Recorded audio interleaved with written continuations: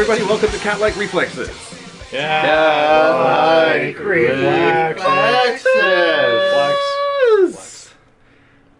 Welcome to the show. We have a very special program today in that we are going to be talking about Batman, which is always special. We also have a special guest from out of town. As we all know, experts are people from out of town, and so today we have a pod kitten. He's a first-timer. I am adorable. Steve Thoms. Hi. What's happening? And also PodCats, who have been here a long time. Nahanni Born, Brendan Main, and Derek Howard. How's it going, everybody? Hey. It was going good. It was going good until I called you all sluts. It sounded better in my head before I said it out loud. I was like, wow, that was rude. And now we're too far into the podcast to even just... Start over? Yeah, well, it's lost. So, never start over. Okay. what's going on? Batman. Batman. Interesting thing a while back, Steve here, our pod kitten, a few years ago was getting married. And I was responsible for his bachelor party. And he said that the only thing he really wanted and the only request he had was that he'd like everybody attending the party to have a discussion about Batman. Yeah. So I could facilitate or moderate a discussion about Batman at his thing. I ended up downloading some Batman-related pornos, but that wasn't really the main event. Oh, that was awkward. Wasn't it awkward? It was so awkward. Who thinks that's a good idea? Although I do need to say that those 15 seconds made it by default the wildest bachelor party that I've ever been to. Just like it's 15 seconds. What happened in the 15 seconds? Well, we turned off the porno because it was too awkward. Although the guy playing the Riddler was very good. He channeled Frank Gorshin really well. He did. Yeah. Maybe it was Frank Gorshin. With a giant... with kind of a giant cock. Also, why wasn't I there? Also the Joker. Holy man. I don't remember, honestly. Oh my god, That's it was like a tree trunk. Anyway. And it had makeup on it. Did it end at the neck? Just a question. Did smile the makeup with end at the neck? You know what? It did, I don't know where it ended, but it certainly didn't go all the way down. Okay.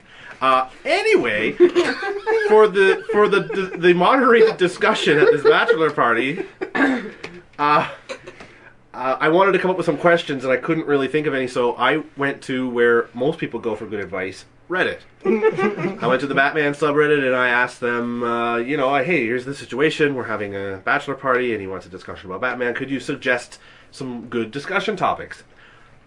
People first said that we should get a stripper that was dressed as Catwoman or Poison Ivy or whatever. Which, it was awkward enough watching the porno. Could you imagine a live naked woman in one of those things? Honestly, I could not imagine sitting in your house... Yeah. Where a woman dressed like Catwoman or Poison Ivy or Harley Quinn stripping down with my brother right beside me. And like my baby's toys on the floor. What like stepping on some Legos. just ankle roll over. So we don't... What if the stripper was baby doll? She's gonna merge all night. No, I don't think that would do it. I don't think that would make it any better. So anyway, somebody suggested the stripper. Somebody else suggested that we hire a clown to beat a child to death with a crowbar. Because it's Reddit. That's a little closer to being on point, I think. I think a little bit. But we did get a few... Because that literally did happen in Batman. Yeah, we did get a few... did beat a child to death with a crowbar in Batman. That's true. That's true. But he came back to life, so was it really such a bad thing? That is true. He was dead for a couple of decades. Though. That's true. And but we talked about this in our first podcast, I think, about sidekicks. He just stayed dead for a long time. Yeah. And it was the fans who killed him, more or less. So that's like really dead. Like that's got to be an onion in your ointment. Like How do you translate that into a bachelor party? Getting the fans to say, I don't know. That child. Didn't say it was a good bachelor party. No, I guess. But some people did give us some actual suggestions for topics, and so I'd like to read a few of them now. Some were better than others. One that I wanted to talk about is... they put it a different way than I did, but they said you could discuss about a guy named Operate _ says you could discuss Batman's sanity. Is he as insane as the people he puts away? Which, that's not bad.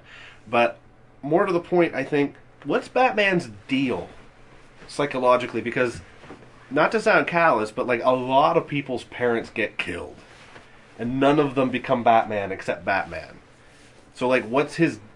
Is he Is he like a very dedicated crusader for justice, inspired by the death of his parents, or should he be dealing with this in a much more constructive way, like psychologically? I have some thoughts. I thought you might. Well, so for one, I think part of this comes from, like, it stems from he's like a very, very wealthy, incredibly wealthy person. So he has this sense of entitlement. And this callous disregard for the law and order process, in that, like, he just decides that he's the one that will dole out justice when he decides the police are too corrupt, and it's just like completely, he takes it on his shoulders. And you couple that with this bipolar, no, definitely not bipolar. That's not what bipolar people do. You don't dress up like bats, Steve. You know, that's not. That's one of the What things is of that? bipolar. That got a name? They used to call it split personality disorder, but that's an outdated term. I forget what they call it now, but it's essentially, you live these two polar opposite lives to the point that you can't distinguish who's the main character now. There's this really good bit in one of the, I think it was a Batman Beyond bit, when Bruce Wayne was going kind of crazy, and Terry McGinnis, Batman Beyond, he after the show was done, he says, like, "Hey Bruce, how come you didn't know you were crazy? How do you know that it was an actual device that was tricking you?" Because there was a little sound piece in his ear, and he says, "Because in my head, I don't call myself Bruce Wayne." And I'm like, "Well, what do you call yourself?" And he just kind of grins. I'm like, "Yeah, of course you would call yourself that." It's like Fluffy. Sugar tits. And it's like he's now identified with the costume. Mm-hmm. He's done this 100% flip. So yeah, aside from, like, just dealing with coping skills of a 12-year-old, yeah, narcissism, incredible narcissism. The narcissism of being a wealthy child. Also, there are some only children here in Podcat land. Would you say that has something to do with it too, maybe? Oh, yeah, and I think Alfred failed him Yeah. as his guardian. Oh my God, yes. Yeah, I think Alfred truly failed him. I mean, That is genius. Yeah. Well, that's what you get when you get a cleaning guy to raise your child. Exactly. Exactly. Like, he's a butler. Yeah. I always wonder. He was actually tasked with raising him. He was. Yeah. He has his. It was put in trust of raising. Why? Bruce I don't Wayne. understand why they gave him to Alfred. Like, Alfred was literally the butler. And they died, and they're like, well, he lives there already, so I guess He has a room on the And third. you know he can how he raise likes this his child. cereal. And do you think Alfred was just, do you think Alfred was just kind of like, they were like, Alfred, you have to raise this kid now. Do you think he was just like, oh, gee, thanks, guys? Or maybe that's Alfred's ultimate plan, is to, see his demise through himself and then run off and vacation somewhere. I like to, in some of these And it other, never like, worked out. Yeah. He's just like, oh, it's been 30 years. Come on, I send him out with all this crap gear and he keeps coming back. Yeah, man. Shark repellent? What's that? I've created these supervillains to face off against him. Alfred, the secret mastermind of That would a be whole other that would be an storyline awesome storyline. Wasn't he?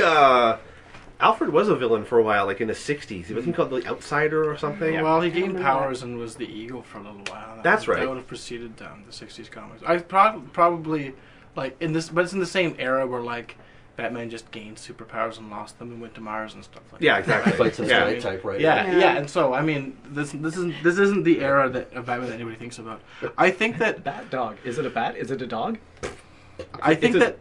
I mean, a difficulty with Batman is that there's not one Batman, so we can't really pathologize him in any demonstrable way.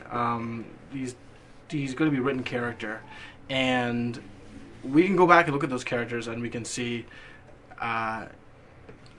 certain things that were done that were purposeful, and then sort of things that sort of exist that find their way in. Like when you talk about the authoritarian nature of Batman, Steve, when you talk about him, his narcissism as being a vigilante, I think that creeps in when people start to realize kind of the zaniness of this as being sort of a status quo, right? That Batman fixes things, and somehow there's the world plus Batman, and everybody's sort of fine with that. So by the 80s, you get your sort of Batman as a fascist stuff. And some of that, like Frank Miller's Batman as a fascist, and that's great.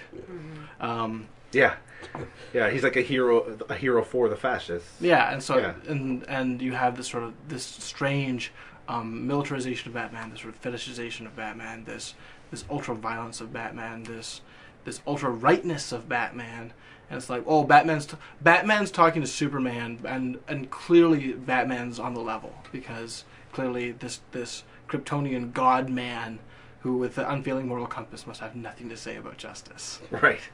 He must, and sort of like, Superman, what an idiot, right? So, come on, The Boy Scout. It was called him a Boy Scout. Yeah, that's right. What's wrong with Boy Scouts? What's wrong with Boy Scouts is I guess They teach them knots. They learn how to start fires. Like, they're pretty useful. They carry Superman stuff has- for you. They'll Superman carry has a things. badge. It's right there on his chest, a really big one. That's He true. had to sew it on himself. It was a big S. That's right. Thank you. Yeah. I'm helping. Go on, Brendan. On his No, planet. that's all I got. So I mean, the thing is that like when you preceded the what's Batman's deal with is Batman crazy, and Batman is as crazy as he's written, but sometimes Batman as written is, when you go back to it, sort of patently insane, right? So Right. I mean, Batman doesn't make sense when he's executing people with guns or gunning them down in his Big tank his thing. big tank or his plane or his submarine. Like when you go back to it, it's sort of like, oh wow, this was crazy, right? Like, and you see you see a lot of this sort of weaned out and sort of placed outside the bounds of what isn't canon. Is Batman crazy is something that guys like Morrison has touched on. Has anybody read? Like in All-Star Batman and Robin? Well, I was thinking more specifically R.I.P. Batman R.I.P. Yeah. Right, where Morrison does his homework. He, I think, is more of a completionist than any of the other guys writing today, and interested in the stuff that everyone else ignores. So the Batman of Zur-En-Arrh was one of the many, many, many incarnations of Batman, sort of in this sort of like period of Batman that people forget because it was terrible. And he sort of brought that back and has Batman go crazy and become this sort of Pied Piper of Hamelin kind of figure, where his costume is all messed up and he sort of, I guess he doesn't control rats with a flute, so I don't know how far this metaphor goes. But I mean that Batman's crazy, right? And there's all these like when I give you that Batman anthology, it's filled with these stories of Batman being like, I am this authoritarian, super adult who is a champion of justice, and then like when everyone leaves, he like sits by a train set and cries. Right. Like Batman cries about being an orphan a lot and regresses to sort of a child state a lot, and that's like a punchline of a lot of stories, widely acclaimed stories. That's sort of like he's just a broken little kid. So I think that pathology is there, and that sort of idea about Batman as being more frail and so on. I think that starts showing up in the 70s, Right. and is carried through. There was, from the Batman the Animated Series, there was an episode where he gets kind of lost in this dream world by, I think it was the Mad Hatter, and what... So the Mad Hatter can't control this. The only thing it does, he can't view it either, but he basically, you know, that like, you dream what you ultimately want to dream the most, and the key difference in this world was that his parents were still alive, and he was happy. He was like this spoiled playboy again, but with a heart of gold, and his motivation was completely gone. That's all he wanted to be. And at one point, he even says, "It's over. The nightmare's over." Like, really, like it stuck with it, and Kevin Conroy, the voice actor, you could tell he was smiling when he was reading the lines too, and it sounded really different than the Bruce Wayne or the Batman pretending to be Bruce Wayne kind of character that is all through that season. It's a really strong episode. Yeah. Yeah, it's one of the top ranked ones. If you go onto any of the lists, it's usually within the top 5. Interesting. Wow.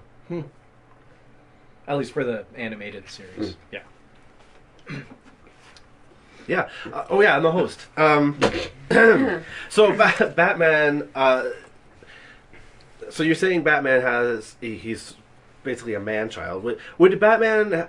Do you think he would have become a Batman-like figure had his parents not been killed? Like, do you think he would have just grown up and been like a useless piece of shit, like kid? You know what? Okay. You know what I mean? Or would he still have sort of grown up and been like, you know what? I still have strong sense of justice. Maybe he wouldn't be Batman per se, but something like I'd it. say that because the story is written as the character Batman, as Bruce Wayne, as Batman, if you really played it straight and made it so that would he have grown up differently? I think that he would have become an absolute nobody. He would have been a side character who's just this multi-billionaire who just does dick things. That's all he does. He'd be like Green Arrow. Yeah. Not even. He would be Blue Beetle. No, he wouldn't even be a superhero. He would just be that guy who superhero fights happen on his property, in his building, using his tech, and then he gets all pissed off, but he stays in the background. I think that... He'd be like Amanda Palmer's boyfriend. Yes. Someone completely in the background. Without the Batman mythos, Bruce Wayne would just be some guy in the background, even if he wasn't Bruce Wayne.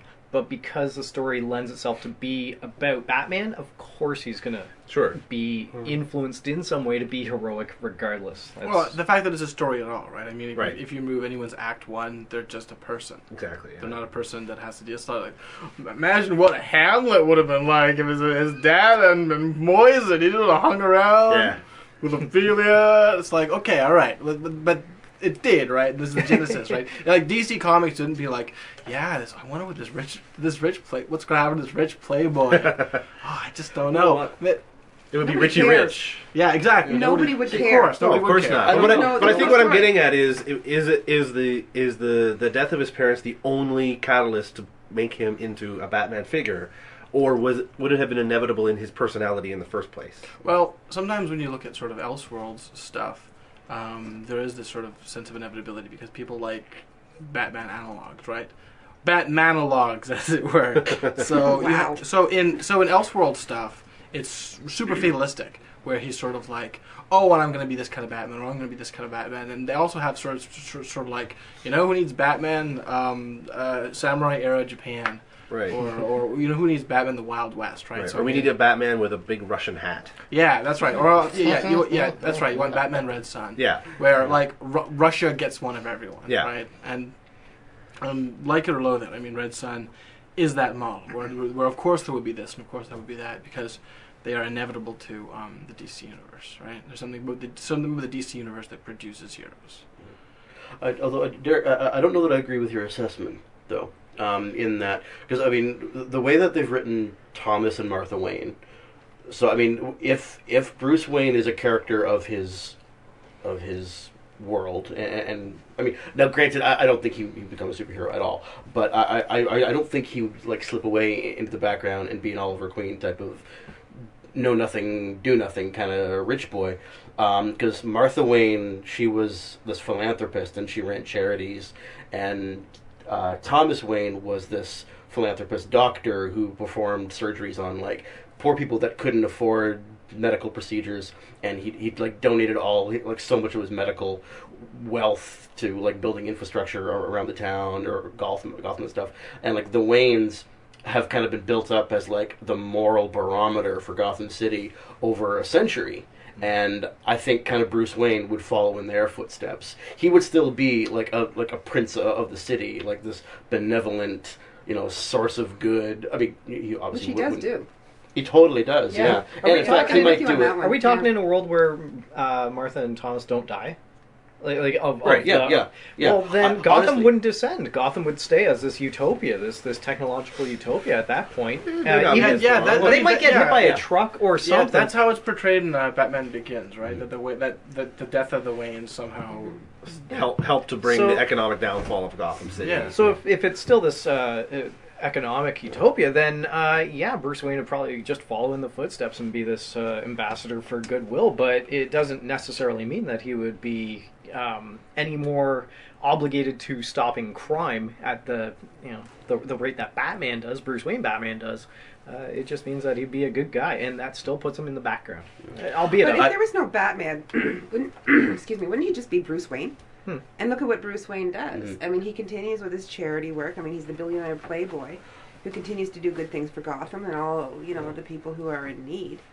Isn't that just what he would be? You just do more of that? You just do yeah. more of that. Yeah, You maybe spend less time in the Batcave. Batman's probably keeping him from doing that really important Yeah. work. Yeah. Exactly, the Batcave would be yeah. the man cave at that point. Yeah, man. I could imagine He'd have an Xbox and a PlayStation. Yeah. I could very easily imagine Bruce Wayne kind of becoming a pro bono kind of lawyer who does a lot of legal work for people that can't afford it. Just, I mean, Yeah. morally, he's been going down that path before his parents died, and if his parents stayed alive, they would obviously encourage him to take down or to continue any kind of academic route that he showed interest in. I mean, he could probably be a scientist. I mean, obviously he could do whatever he wanted to do, but I think some kind of philanthropic work would definitely be his bag, and he would certainly have the connections to get into good law school and all that kind of stuff. And you know, if he wasn't Batman, it would give him the chance. Like, if Ra's al Ghul comes by and says, like, "I want you to fuck my daughter," he'd be like, "Okay." Like, that's it. Yeah. It took a long... Like, I guess he eventually did, but it took a long time. Instead, he'd just be like, "Yeah, sweet dude. Can we do it in the Lazarus Pit?" Can I get my buddy Harvey in on this? We're legal buddies, man. Something else I wanted to mention on that topic of his psyche, Batman or not. Steve, you mentioned it well. You said, you know, he wants to have the power. He wants to make everything right. So he's taking justice into his own hands, I guess is the way you put it. If he decides he wants to be the one who's in control and he wants to clean up the streets and be justice, how do you account for then his sort of no killing rule? Because doesn't that imply that he just still kind of has a respect for the law? I mean, clearly different versions of Batman do, like, especially the 60s Batman television show, he works basically for the police. Yeah. And often he does, but then sometimes he doesn't, but he still has this rule, like, do you think that he might just as easily in another... It could very easily have been like the Punisher. How do you account for that no... Why do you think he even has that no killing rule if he already wants to exact his own kind of revenge? I think one of the ways to come to that is not to look at Batman's psyche, but remember that he's a character, and to say that Batman is a juvenile fantasy. It's a juvenile revenge fantasy, right? So and revenge is an incredible revenge as escapist literature is incredibly compelling, and there's a history to revenge fantasy. But it is a juvenile revenge fantasy, right? So it's sort of like, hey, somebody's done something to me I don't like. Well, I'm powerless to stop it now because I'm a little kid. But fuck you. I'm gonna go off and I'm gonna learn a type of martial art that has a made-up name, and I'm gonna become a scientist because why not? And I'm gonna become a detective because why not? And I'm gonna be the richest, coolest person, and I'm gonna be a secret cool person. And you'll all fear me and respect me. And you won't even know that you're doing it. I'll come back and I'll be so good you won't even know. And everybody's mind will be changed. Like, imagine a little kid thinking this because they, like, I don't know, maybe, you know, they got second place in a, you know, 4th grade spelling bee or something, hypothetically. Who would do that? Fuck up on physician, of all words. I had it right. I remember going here. I just had to say A-N at the end. And I said, can I redo the word? And I just fucked it up from the beginning. Mine was temperature. See, that's what I came second. That's what happens when he beat me at the spelling bee, folks. I came second place in a public speaking competition to Bethany, who some of you probably know is my now wife. That's how we met.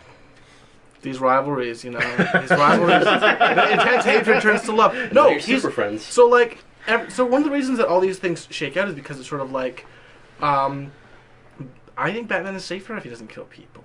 And I think that Batman is simpler if he doesn't kill people. And I think that during a time when the sort of the iconic nature of the character was sort of shaking out, sort of like, okay, is he a detective in Detective Comics? Is he this? Is he just Zorro? Let's figure this out. Who is he? All these things sort of shake out, and Batman with a gun disappears, and suddenly have this sort of like, I think safer, cleaner Batman. That's been shaken up, right? I mean, if Superman just like, does Superman just break somebody's neck in the new Superman? Yeah, yes, he does. So, spoiler alert. That's the ending of the movie. He does. But he feels really bad about it. Like, so it's okay. Metropolis is in ashes, but, you know, I feel so bad. He destroyed the whole city. that super god guy who's indestructible? Man, he must really be feeling bad. Yeah. So, I mean, I think that Batman... I'm going to get an Amy Adams blowjob. Thank you. Spoiler warning. Spoiler warning. Amy Adams is in it. When I tap your head, you really have to move because... So I think that Batman as a character makes more sense if he doesn't kill. And people in the last 20 years have sort of teased that out. The contradictions in there. And so you have sort of these villains being like, you're not going to kill me? Well, I'm just going to come back and get you. I think that... Are you okay, Derek? Sorry. He's trying very hard not to interrupt, but This is like a heroic I'm going to effort. give him a moment here. Go on. Okay, go ahead. Sorry. No. But I mean, I think that people have more of a problem with that more recently, and so I think Frank Miller's The Dark Knight Rises Again, not Dark Knight Returns, which is terrible, but I'm sort of compelled to reread it once in a blue moon. And you have all these people sort of like taunting him about this no-kill rule, right? Similar to Kingdom Come, right? It's similar stuff, where it's sort of like, you don't kill people? How ridiculous, how antiquated. But there was a time when that made sense, and people would have responded to that and thought that would have been modern. It wouldn't have felt antiquated. Yeah. I like the analysis of like looking at it as a character, like the literary perspective. For me, when I think of like the no kill rule, I kind of sink into the world, and like so Batman is held up by the people of Gotham, the police, the government officials. I mean, as a vigilante, but he still has like an unbreakable moral code. Like it is absolutely ironclad. If Batman's on your side, you know you're on the good side, no matter what. And he's surrounded by killers and rapists and thugs of every stripe. And the second Batman decides to break a neck or slit a throat, then everything comes tumbling down really hard. Like, the Joker, you expect him to kill a bunch of kids. You can't deal with it if Batman does that. That same thing. Like, Batman killing somebody would be far more damaging to just everything. Imagine how sad the Justice League would be if, like, of all people, Batman decides to, like, break some dude's neck in the heat of passion, or even as a prophylaxis kind of, like, no more crime, I'm sick of this, you're just out of the picture. That's like the unforgivable sin. Is that what a prophylaxis is? Steve, could you Wikipedia prophylaxis, please? A prophylactic kind of approach, so like to prevent further, semen. I'm actually. All right. They were pirates in Batman? When you mention I just binged it. Prophylaxis, action taken to prevent disease, especially by specified means or against a specified disease. You know what? I'll take it figuratively. Prophylaxis. I meant it figuratively. Yeah, that's right. I mean, he wears latex, right? This makes sense. I mean, like he's treated as like a Trojan condom, magnum size. He's a Trojan. He's got a little member of his party named Dick. I mean, I don't mean to deflate Jeez. the discussion, but I mean, isn't this just the matrix upon which all superhero comics are based? Kind You of, have yeah. a whole matrix of variables, and you work within that matrix. Pretty As soon much. as you deviate from it, the fan base is like, "Oh my God, you can't do that. That doesn't check in the box." I find like the characters that kill people, like the heroes that kill people, I find them so boring. Punisher bores me so stupid. Yeah. I can't stand him. He's such an uninteresting character because he has this like finality to everything that he does. Like, that's my goal. I'm gonna end it. Actually, okay, move on. I like the Punisher only in the fringes. So I like the tech that he uses. I like reading up on the guns, whether they're fictional or not. Mhm. I like the armor he sports, the his car. the usage of camouflage. Oh yeah, but I actually don't really care much for Frank Castle or the guys he's killing. It's just more the tech that he uses. It's Tactically like- interesting stuff. It's Yeah. like a I get that. Skybus magazine. A caveat to all this is that any terrible character is one good movie away from always being good. Is one good movie away from people being like, you know what? Captain America wasn't terrible. Oh my God, Captain yeah. America is great. You know who I've always liked is Iron Man. Iron Man. You know who I've always heard of? Guardians of the Galaxy. Hey, I know Derek actually did. But I'm just saying. Yeah, that I have issue 1. most people haven't heard of Because I them. bought Hadn't issue heard 1. of Guardians of the I Galaxy had the whole before. run of them. They were Before them. awesome. I was Like- ecstatic when they announced Guardians of the Galaxy. I was like, Are you saying you were reading it before it was cool? Yeah.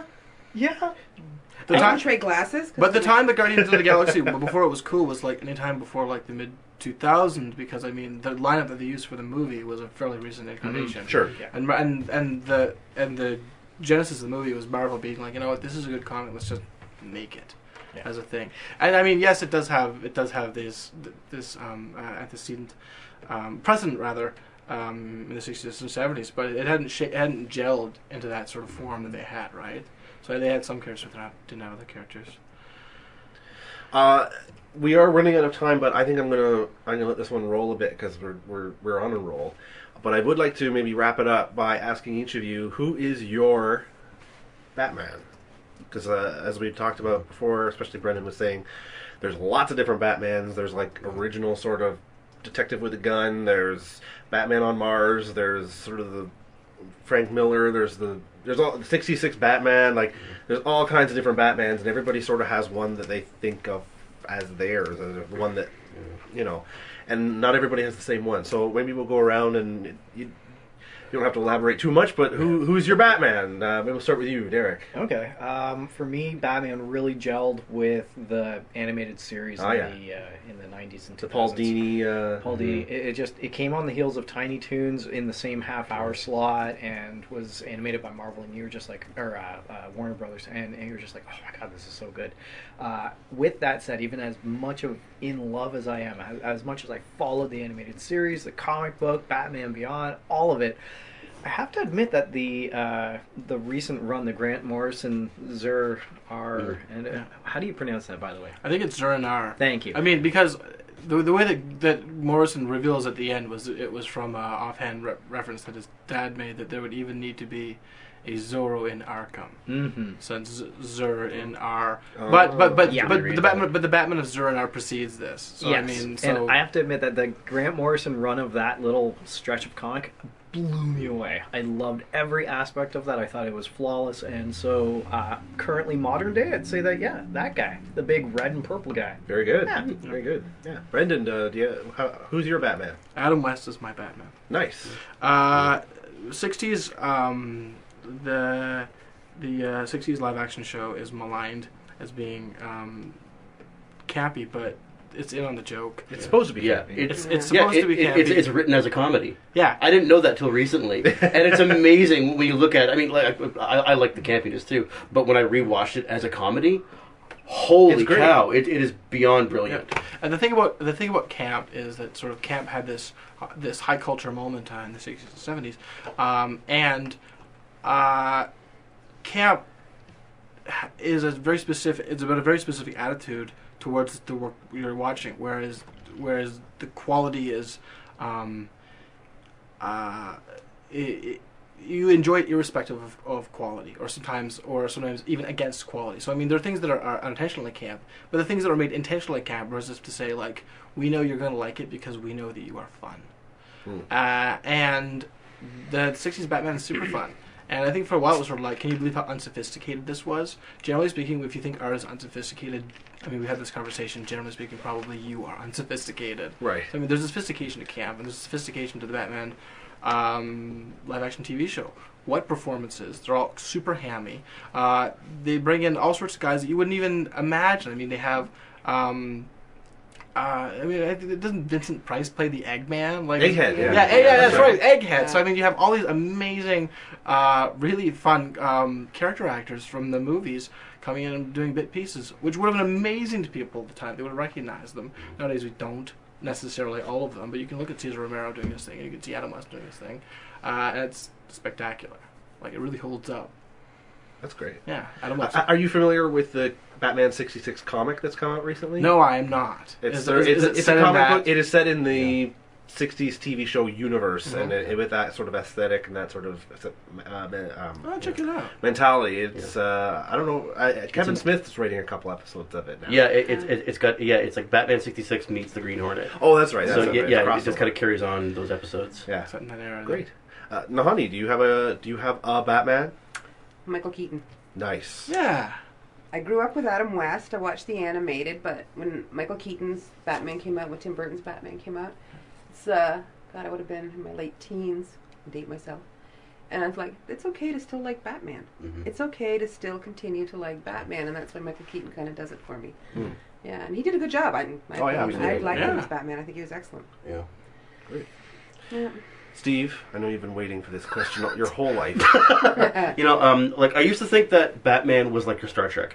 Your first is always your favorite. Sure. Like Star Trek, I'm a TNG guy because for me that came first. I like the rest, but I've always be TNG. And I thought, like, although Adam West did come first with me, it wasn't until Michael Keaton that I started to like really pay attention to Batman. And yeah, same thing. Like Batman symbol is everywhere. People are shaving into their heads. Like I could say I like Batman. I could say I like that Batman, and no one ain't gonna judge me. It was awesome. It was great. And for a long time, Michael Keaton was my Batman. But I realized fairly recently that the animated stuff, it starts in the animated series, as you say, and then it goes into Batman Beyond, and then it goes into the Justice League cartoons, Right.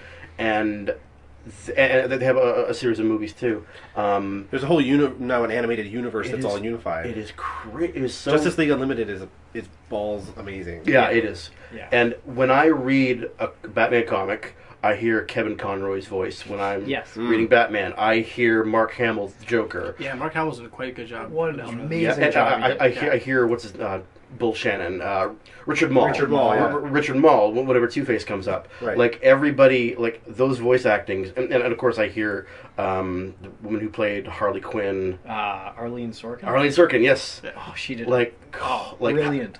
And like everybody's voiced Harley like that. Since Yeah. then. Like she Yeah, because there is no Harley that precedes her. No, right? yeah, it was she's just invented for the artificial. show. She just is. But now other people have done the voice, and they no one wants to touch it because yeah. like why would you touch? I mean, I think Tara Reid did the voice, and pretty accomplished voice actress. But Harley Quinn. No, she did it just like Arlene Sorkin. Yeah. She did it. Yeah, you're right. And there's a lot of great comic Batmans that I really enjoy what Scott Snyder's doing these days, but good God, like those animated,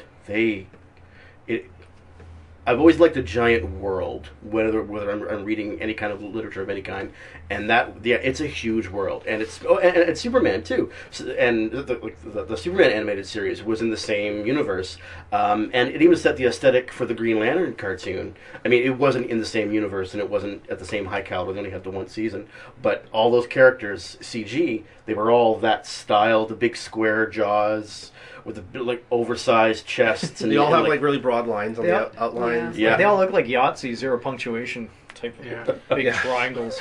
Yeah. I mean, yeah, that's Bryan. Great.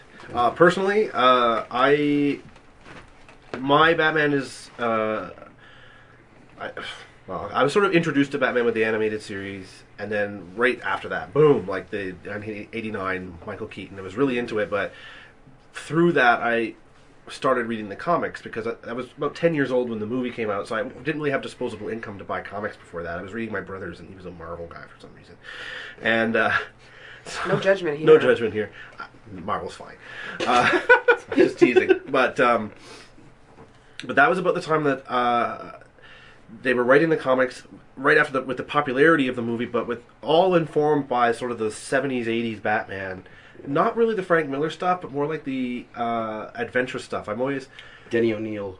Yeah, more like Denny O'Neil stuff. Stuff drawn by Norm Brayfogle. Yeah. The Batmobile is like really long, and Batman is like a walking shadow. And his cape always like flips up, and like, capes were very big then, I guess. And that's sort of the one. There's a few really good runs in there. I think it was Denny O'Neil, and it was the one about like Dark Knight, Dark City with the Riddler. Some of the stuff, the Penguin Affair, right after that. Yeah. That stuff is what I identify as, and when I read the comics now, it looks weird because I'm expecting I haven't read it all in a straight line since then. I kind of it goes away for a while and comes back, but when I come back to it, I'm always like, well, where the hell? I had to Google Norm Brayfogle the other day. What the hell is he doing now? And he's going to be doing like a Batman Beyond comic pretty soon, so he's coming back. I think I read that, but anyway. There's two images I always think of. I don't even know if I've read the issues, but there's an issue with Two-Face, and the cover is Batman and Robin jumping off of an exploding train. And it's the badassest thing I've ever seen, and the art style and everything, and that's what I think of when I think of Batman. The other one is a Ra's al Ghul one, and the cover is Batman walking alone through the desert. Shirtless, but still with his cowl on, and I think he's got his clothes in his hand. He's just walking alone through the desert, and it was like, there's a guy who's like really tough, and like his costume's not bulletproof. It's just a shirt, man. He just took it off because it was hot, and like he was really vulnerable, and he wasn't always talking about his dead parents, which I thought also was kind of nice. Like, I know that's like the origin of the character, but now a lot of stories kind of just focus on it. And for a while there, he was just sort of like, yeah, I dealt with that, and I'm just Batman now, and I'm going to do some cool shit. So it's sort of the more like adventure stories of the 70s and 80s.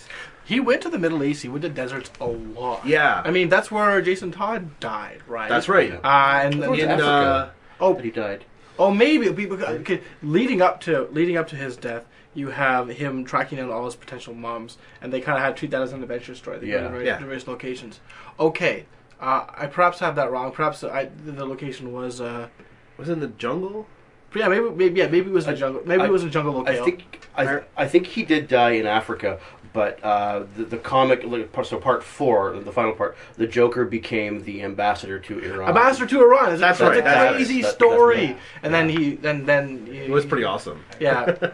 It's actually a really good comic. Like, somewhere in a drawer is the alternate version of what would have happened to Jason Todd if the phone pole had gone the other way. They wrote it, they drew it. I don't think they inked it, but they drew it. It was ready to go, and it's in like somebody's drawer. And I keep expecting them to release it as like an anniversary edition or something, Or a and they poster or never have. something. Oh, man. Yeah. They're keeping that tight. Like they He don't. want it out. probably still would have had the crowbar scene, the very effective Yeah. crowbar. Yeah. The crowbar. Well, I think that was in the issue before. It was like crowbar, crowbar, crowbar. Hey, do you want him to live or die? Because there was a ticking bomb. I think it even exploded already. Yeah, it It did. was like kaboom. Do you want him to live or die? And then the next issue was like Batman picking up and going like, no.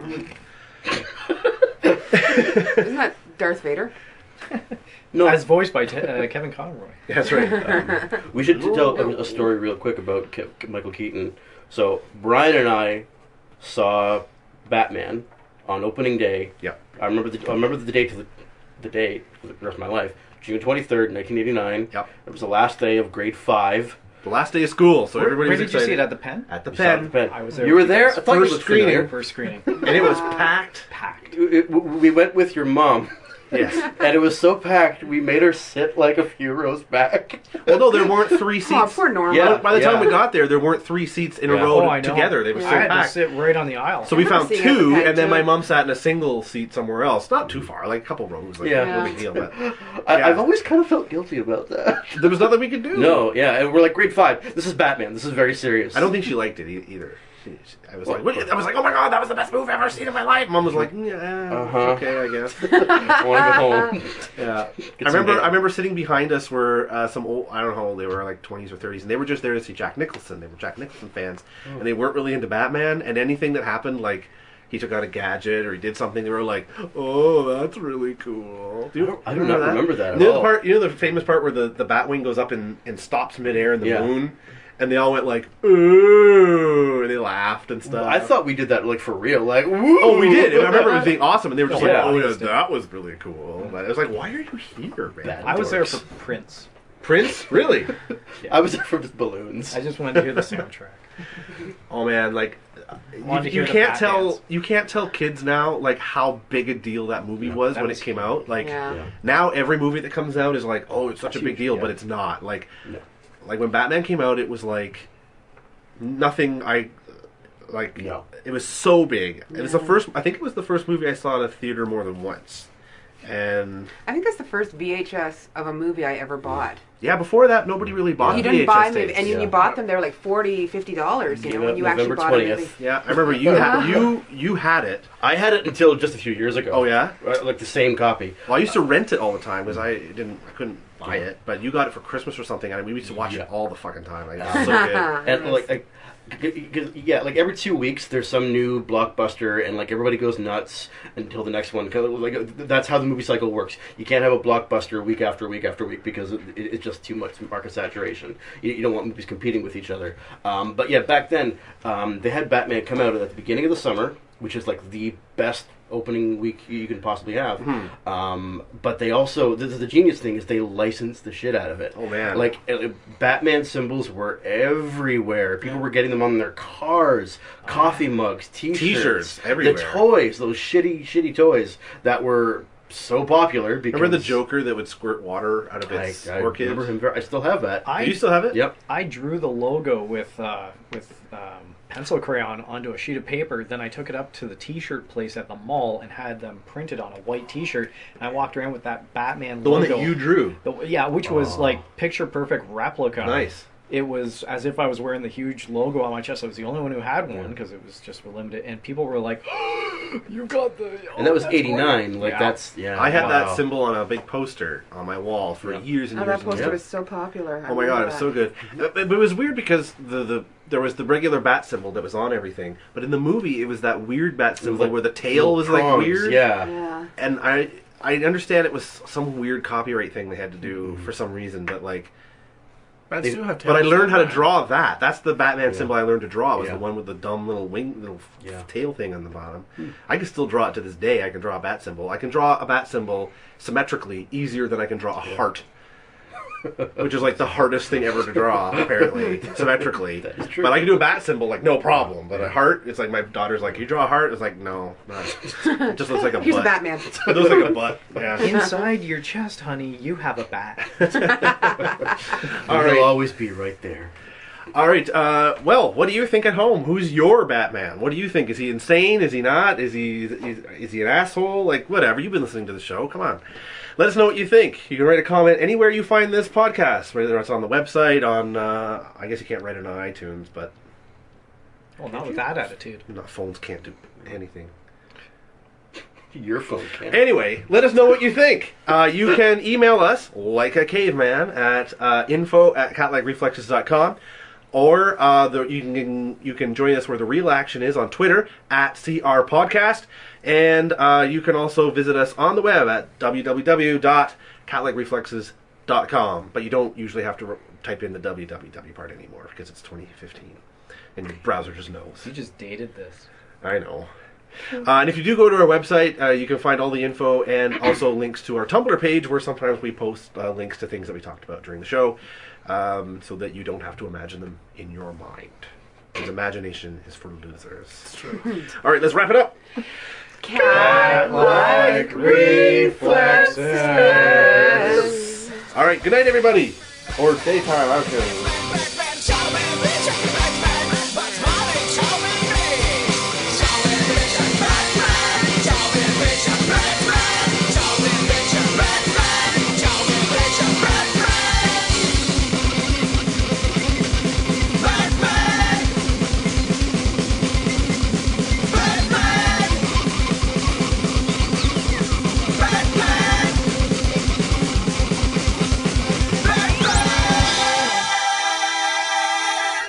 The music at the beginning and ending of this episode of Catlike Reflexes was Batman 1 by Project Borsuck. I found the music on Jamendo.com, and you can too.